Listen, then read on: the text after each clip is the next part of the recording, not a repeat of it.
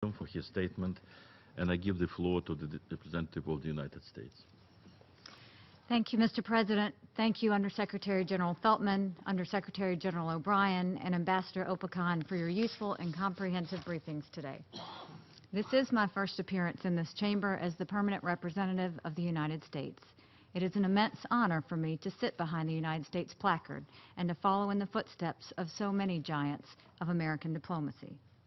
It is humbling to be part of a body whose responsibility is nothing less than maintaining international peace and security.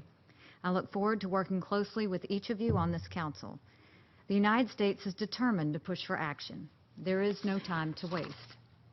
I consider it unfortunate that the occasion of my first appearance here is one in which I must condemn the aggressive actions of Russia.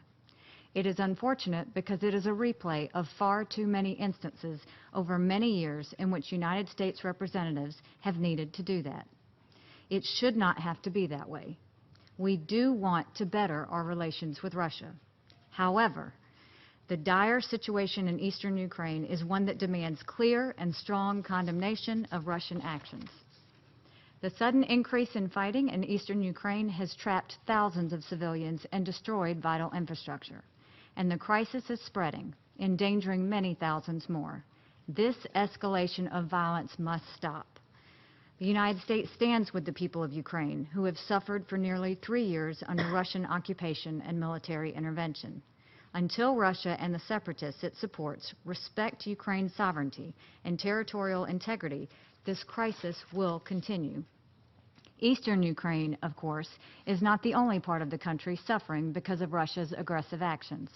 The United States continues to condemn and call for an immediate end to the Russian occupation of Crimea. Crimea is a part of Ukraine. Our Crimea-related sanctions will remain in place until Russia returns control over the peninsula to Ukraine. The basic principle of this United Nations is that states should live side by side in peace. There is a clear path to restoring peace in eastern Ukraine: full and immediate implementation of the Minsk agreements, which the United States continues to support. For the people in eastern Ukraine, the stakes are high. With each passing day, more people are at risk of freezing to death or dying from a mortar blast. The United States calls on Russia and the combined Russian separatist forces to fulfill their commitments in the Minsk agreements and fully restore and respect the ceasefire. The Minsk agreements require the disengagement of forces and withdrawal of heavy weapons from both sides of the contact line. This is the formula for a sustainable ceasefire. Pulling back forces and taking heavy weapons out of this area will save lives. The Organization for Security and Cooperation in Europe Special Monitoring Mission must also be granted full, unfettered access. The presence of OSCE monitors can help calm tensions. Cooperation on this issue is possible. Earlier this week, both Russia and Ukraine supported this Council's unanimous call to return to a ceasefire. It was the first time in years that this Council was able to come together on Ukraine. The parties on the ground should heed this signal and hold their fire.